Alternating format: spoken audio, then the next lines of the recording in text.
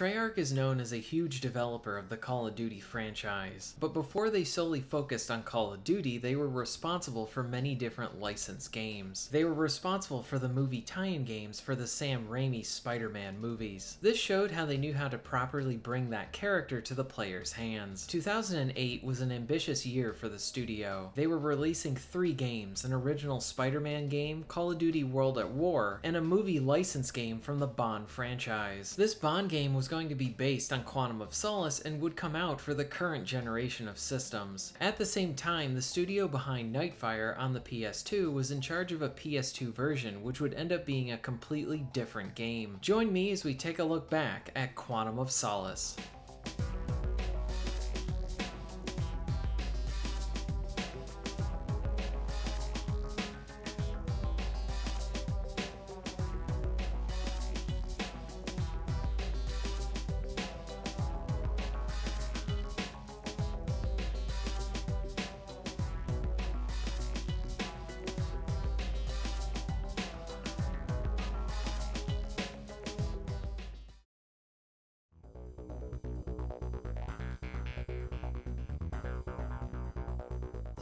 Treyarch spent a large majority of their time during the PS2 generation making license adaptations like Spider-Man 2, along with getting more involved in the Call of Duty franchise. A new opportunity came their way with their publisher Activision after they had acquired the rights to the 007 franchise. Treyarch had proved themselves to understand licensed properties and delivered solid games, so Activision entrusted them with a new Bond title. This game was going to be released alongside the film Quantum of Solace. Production for the game began sometime after the film Casino Royale. The plan was to cover the events from both Quantum of Solace and Casino Royale. Between the two movies, this would give the developers a lot of different action sequences to work within their game. This allowed the developers to elaborate more on sequences that were in the film or not shown. In Casino Royale, there was supposed to be an action sequence that takes place on a train after Bond meets with Vesper, but this was cut from the film. The team thought that this would make for a fun level within the game and jumped at the opportunity to include it. Treyarch visited the set from the Quantum of Solace film to ensure that their levels were close visually to the live-action counterpart. The team was able to secure the actors from the film to voice their characters within the game. Daniel Craig made it clear that he did not want to be involved with a lackluster movie tie-in game. To prove to him that this project was going to be better than that, Treyarch had him play a very early build of the game, and then he was won over and showed his support. The team aimed to stay in line with how these films were presenting Bond. This meant that there wasn't going to be a focus on gadgets, but rather on the action. The main focus of the gameplay was going to be centered around first-person shooting with a third-person cover-based combat. This would create this hybrid of first-person and third-person gameplay. As a result, Treyarch used the Call of Duty 4 engine to build their game, since that engine was great for shooting. This blend of perspectives allowed players the freedom to only play in first-person or use third-person cover to play more strategically. Along with this, the developers felt this was a good way to allow players to see through the eyes of Bond while also being able to see the character that they are actually playing as on screen. QuickTime events were going to be used for the melee kills along with some boss-like situations. The developers discussed featuring driving levels within their game, but this was later dropped. At the same time, Treyarch was making 2 other games. They were making an original Spider-Man game along with making Call of Duty World at War. 2008 was going to be a very ambitious year for the studio. At the same time, Eurocom was making a version of Quantum of Solace for the PS2. These are the developers who made The World Is Not Enough on the N64 and Nightfire on the PS2. They have a long history with Bond and making licensed games. I was unable to find a lot of information on their development of the PS2 version. In November 2008, Quantum of Solace was released to the world.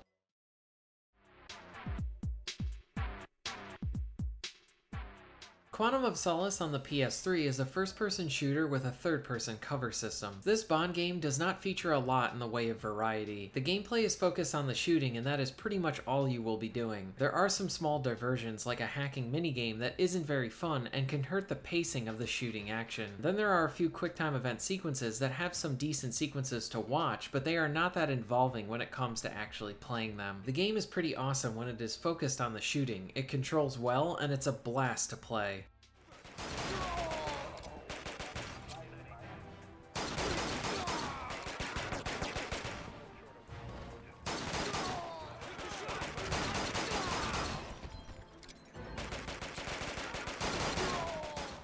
The first person and third person cover shooting is really solid. This is the main focus of the game and where the game is at its best. The action is really intense, and the inclusion of the third person cover mechanic is one of my favorite aspects about the gameplay. It sort of reminds me of the cover system used in Rainbow Six Vegas. Transitioning between first person shooting to third person cover and then back to first person is very smooth and does not feel jarring at all. While in cover, you are provided with a few options. You can blind fire at enemies to offer yourself protection while still getting some shots in. This has to be some of the best blind fire I have experienced in a game. Bond is very accurate while blind firing, and this is a huge asset if you choose to play this game on the highest setting. Along with this, you can aim at another piece of cover and quickly sprint to that location, along with switching to adjacent pieces of cover. The blending of first-person shooting with third-person cover allows the game to sort of blend the advantages from both first-person and third-person shooters. The first-person perspective gives you a more intimate place with the action, along with the precision that you would expect. The third-person cover allows you to get a better view of the environment and assess your threats while offering you protection during the fights. You will find yourself transitioning between both of these perspectives during many of the gunfights. When it comes to the actual shooting, it's really good. Enemies are pretty reactive to your hits, giving you some nice impact to your shots along with feedback. The gun sounds range from good to fine, with most of the guns ending up someplace in the middle. I found the main pistol and the snipers to sound the best, with the rest of the arsenal sounding okay. Quantum of Solace is a fast-paced shooter that focuses on a very direct experience that feels like a sprint to the finish line. The game is really focused on throwing a lot of in-your-face shootouts at you, especially with all the explosive objects and things that can be destroyed to damage your enemies. While there isn't much in the form of variety in terms of objectives, tasks to complete, or exploration, the action is consistent and very enjoyable. Some pieces of cover in the environment can even be destroyed, keeping you on your toes or allowing you to get a better shot at an enemy. You have a decent arsenal of weapons from pistols, SMGs, rifles, and a few others. Nothing really unique here, but it gets the job done. The reactive enemies makes up for the lack of blood from killing them. This is a solid first-person, third-person shooter hybrid.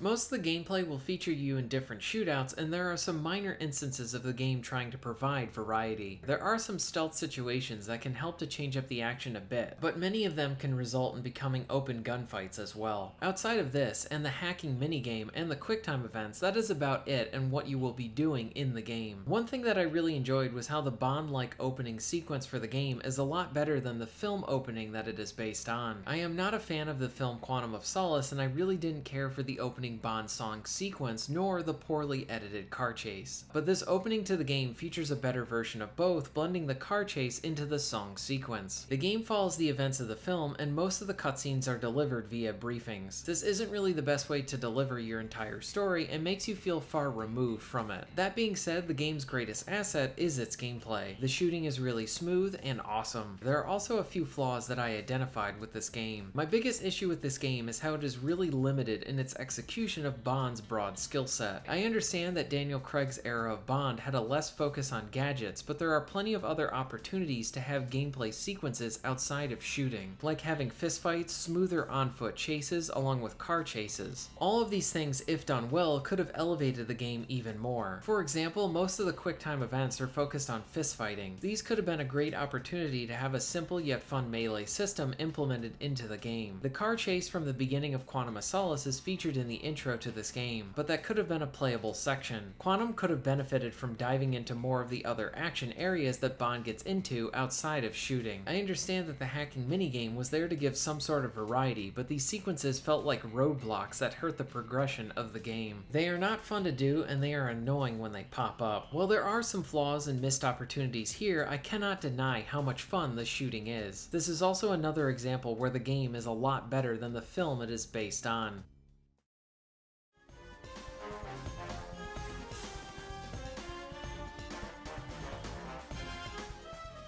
Now, the PS2 version of Quantum of Solace is like a completely different game. It does kind of look like a prototype for Bloodstone. There are a good amount of differences between the games. Instead of a first-person shooter with a third-person cover system, this is all played from the third person. There are some more opportunities for stealth in this version as well. Also, there are areas of the film that are covered in the PS2 version that are not presented within the PS3 game. The general setup is the same, with both games starting with Quantum of Solace and then using Casino Royale as flashback levels. The gameplay does take some getting used to, and the combat and controls are not as fluid as the PS3 version, but there still is some fun to be had here.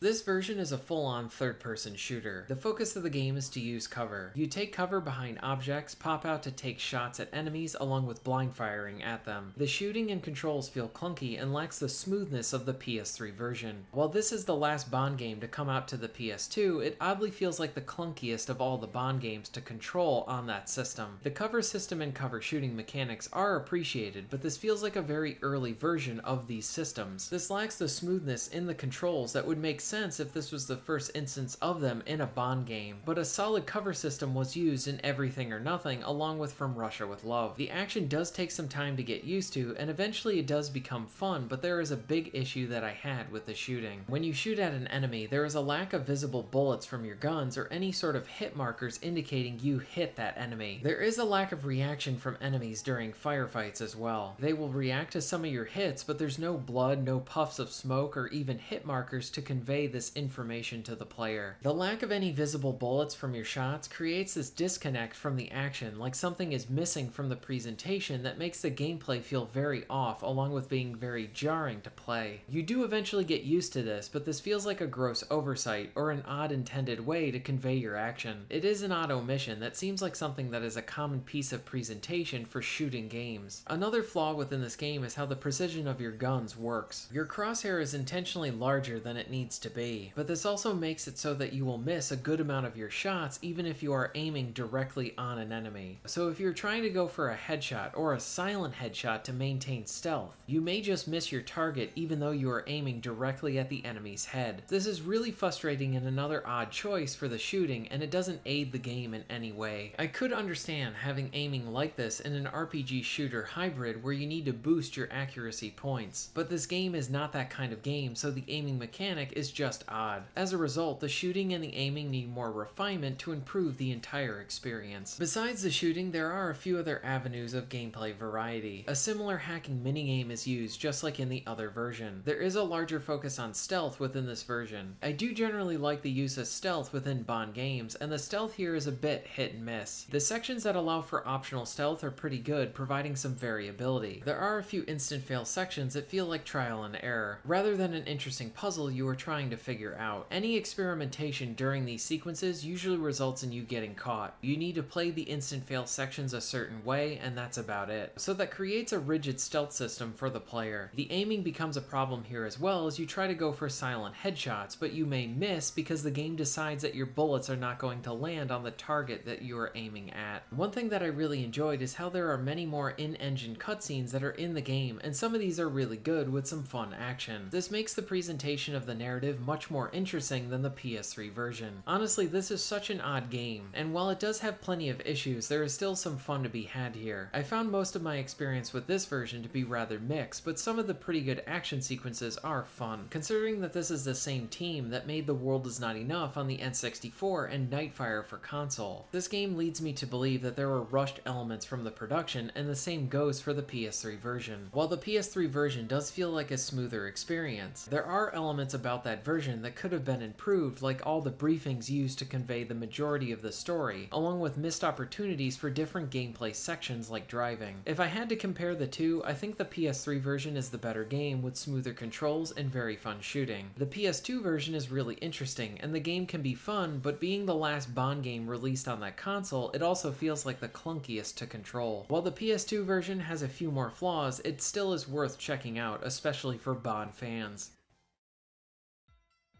Quantum of Solace is a fun game to a really bad Bond film. The action is solid, and I really enjoyed the mix with the first-person shooting and the third-person cover system. The PS3 version does have some hiccups along the way, like many missed opportunities for adding variety to the game, and the hacking sequences only hurt the pacing and are not that fun to complete. That being said, the shooting is solid and makes for an enjoyable short and sweet experience. The PS2 version is very interesting in that it's a completely different game based on the same film. Here the action is all presented from the third person, along with more opportunities for stealth. The controls are very clunky, along with some odd choices with the presentation. While I had more issues with the PS2 version, the game can still be pretty fun to play. Both versions have their fair share of flaws, but also are kind of underrated considering that they are never brought up when discussing Bond games. I highly recommend you check out both versions, especially if you are a Bond fan, and thank you very much for watching.